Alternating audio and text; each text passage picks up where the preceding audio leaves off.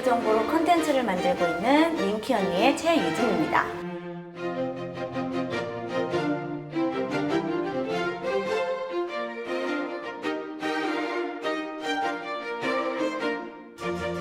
저는 월급 120만 원, 카드값은 무려 500만 원이 넘는 신용 불량자까지 될 위기까지 처했던 경제 망난이었어요. 그래서 내 돈을 아끼면서 또 많이 누릴 수 있는 방법은 없을까를 계속 고민했던 것 같아요.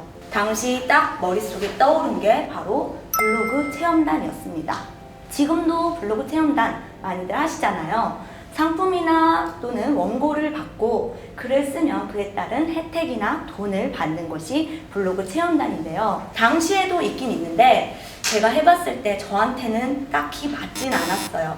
일단 글을 쓰는 것 자체가 좀 어려웠고 저한테는 시간 대비 조금 효과가 떨어졌던 것 같아요. 두 번째는 설문조사와 자담회 같은 것을 하게 되었어요. 설문조사는 인터넷으로 하면 포인트를 현금으로 지급받을 수 있는 거고요.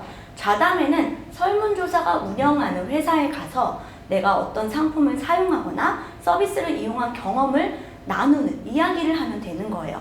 한 달에 한 번 자담회에 참여를 하면 5만 원 정도의 수입을 벌 수 있었거든요. 이게 저한테는 굉장히 센세이션이었어요.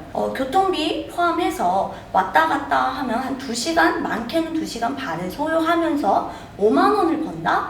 저한테는 안 쓰는 시간을 활용하면서 돈을 벌 수 있는 재밌는 수단이 되었던 거예요.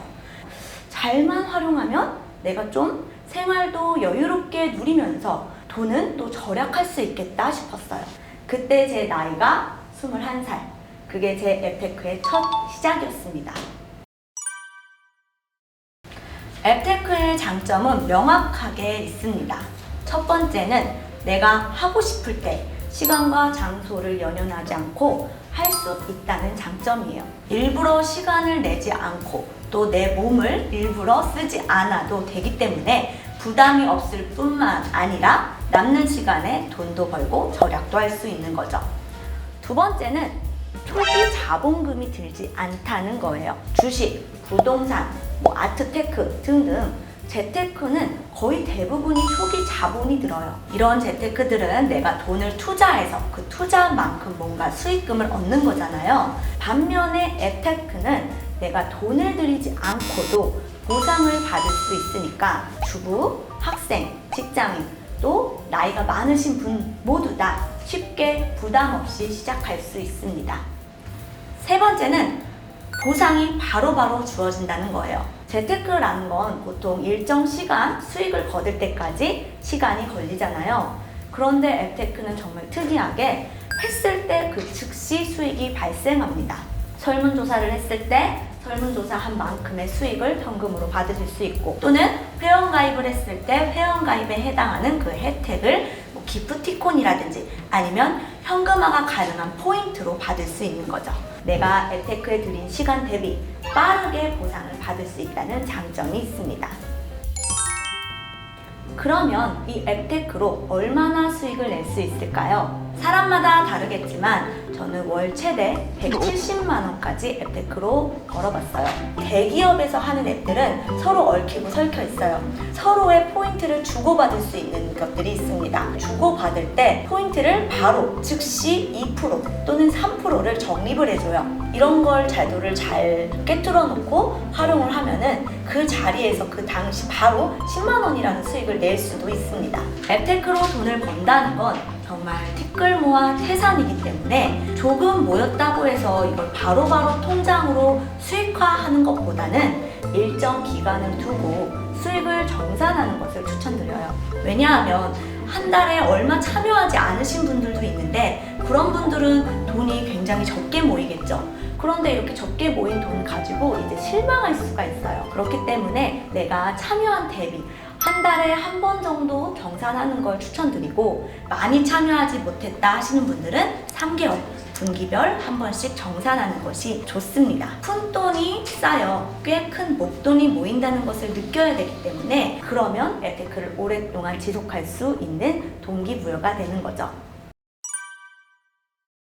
앱테크에도 유형이 있습니다. 앱테크의 유형 첫 번째는 출석 체크형입니다. 출석 체크형은 포인트는 굉장히 소소해요. 하지만 꾸준히 하기 좋은 앱테크입니다. 이런 앱테크는 항상 핸드폰을 보기 힘드신 분들 있잖아요. 그런 직장인들에게 적합합니다. 출퇴근하는 시간을 활용해서 성실하게 출석 체크를 해서 포인트를 쌓아가면 좋겠죠. 앱테크의 유형 두 번째는 내가 사용한 만큼 리워드를 받을 수 있는 리워드형입니다.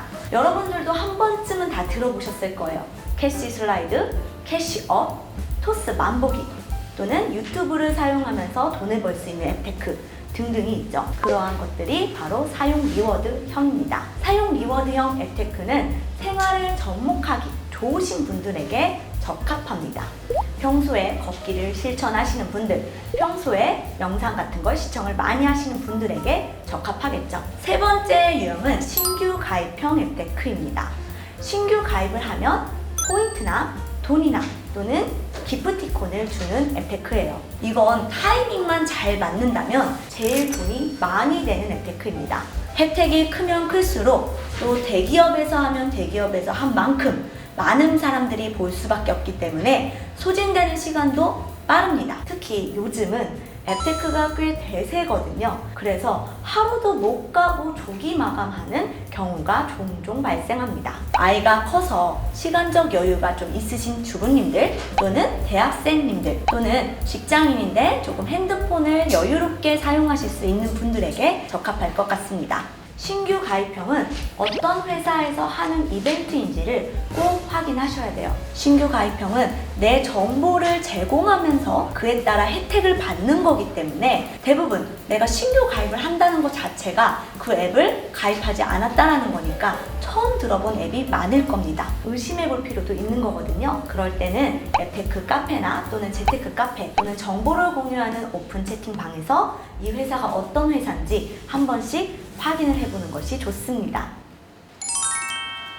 저는 주변에서 앱테크 추천해주세요 라고 하면 특정한 앱을 추천해드리진 않습니다. 그런데 코인이나 금을 주는 앱테크는 꼭 해보라 라고 말씀을 드려요. 코인이나 금을 주는 앱테크는 당장 큰 수입은 되지 않지만 앞서 말씀드린 앱테크와 좀 다르게 내가 받았을 때 그게 수익이 되는 것이 아니라 그걸 매도했을 때 수익이 되는 거거든요. 그래서 대부분 사람들은 가지고 있다가 금값이 상승한데 요즘 같은 시기 나오잖아요. 그럴 때 상승할 때 매도를 하기 때문에 내가 받은 그 혜택이 지금 당장의 혜택이 아닐 수 있습니다. 코인을 주는 앱, 무료로 출석 체크하면서 금을 주는 앱들은 매우 소소하지만 그게 1년이 쌓이면 꽤 큰 수익이 됩니다. 그래서 무료로 코인을 주는 앱 같은 경우는 페이코인, 밀크코인, 아코인, 메타코인, 베리코인 이렇게 5가지는 꼭 해보는 것이 좋다라고 말씀을 드리고 금을 주는 앱테크는 센골드 또는 OK 캐시백에서 진행하는 실업, 출석 체크를 해보는 것이 좋다라고 권유를 해드립니다. 대기업 금융계열에서 운영하는 앱들은 즉시 현금화가 되기는 하거든요. 그런 앱들은 주로 계속 이용을 하고 있고요. 대표적인 게 롯데에서 운영하는 앱인데 L포인트를 주는 거예요. 근데 이 앱이 엄청 많습니다. 거의 10개예요.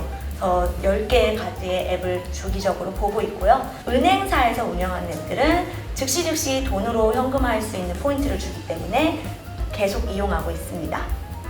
그 다음으로는 관심사에 맞는 앱테크를 하라라고 추천을 드립니다. 예를 들어 내가 옷이나 액세서리 이런 거에 관심이 많으신 분들이라면 지그재그, 브랜디처럼 의류 쇼핑몰 앱에 출석 체크를 한다든지 또는 화장품에 대해서 관심이 많다면 아모레퍼시픽 계열의 뷰티 포인트, 뷰티 엔젤 이런 앱에서 뷰티 포인트를 모아서 화장품을 사는 것을 추천드립니다. 포인트로 조금 더 절약해서 또는 거의 돈을 들이지 않고 산다면 한 푼 아낀 것은 한 푼 번 것과 마찬가지이기 때문에 절약과 수입 둘 다 잡으실 수 있겠죠.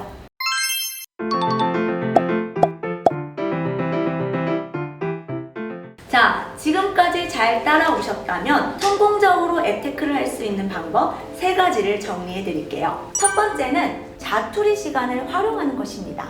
즉, 내 시간을 일부러 앱테크 하는데 할애하지 않는 거예요. 가끔 앱테크를 하시는 분 중에서 앱테크랑 본업이 주객이 전도되는 분들이 계세요. 앱테크는 더 나은 삶을 위한 부수입, 절약의 수단이지 절대 본업으로 버는 수입을 이길 수 없습니다. 남는 시간, 내가 짬나는 시간을 활용해서 돈을 번다는 개념을 잊지 마세요. 두 번째는 작은 돈, 푼돈의 소중함을 기억할 것입니다. 앱테크는 큰 돈을 벌겠다는 그런 분들에게는 맞지 않아요. 오히려 우리가 푼돈이라고 흘려버렸던 돈들의 소중함을 일깨워줍니다. 큰 돈을 벌기 위해서 이 앱테크를 한다라고 생각하시는 분들은 욕심을 조금 버리셔야 합니다. 세 번째, 나에게 맞지 않으면 과감히 중단할 것입니다. 앱테크에 대해서 말을 하러 와서 앱테크를 중단하라고 말을 하고 있는데요.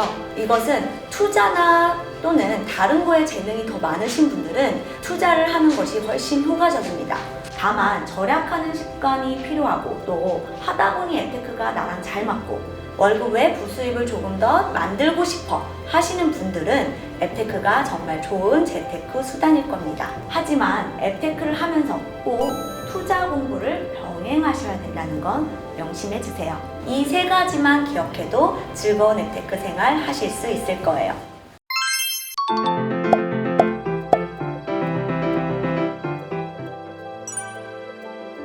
앱테크 알고 보니 별거 아니죠? 여러분도 앱테크로 티끌 모아 태산 되시길 바랍니다. 지금까지 돈이 요정 링키 언니 최유진이었습니다. 감사합니다.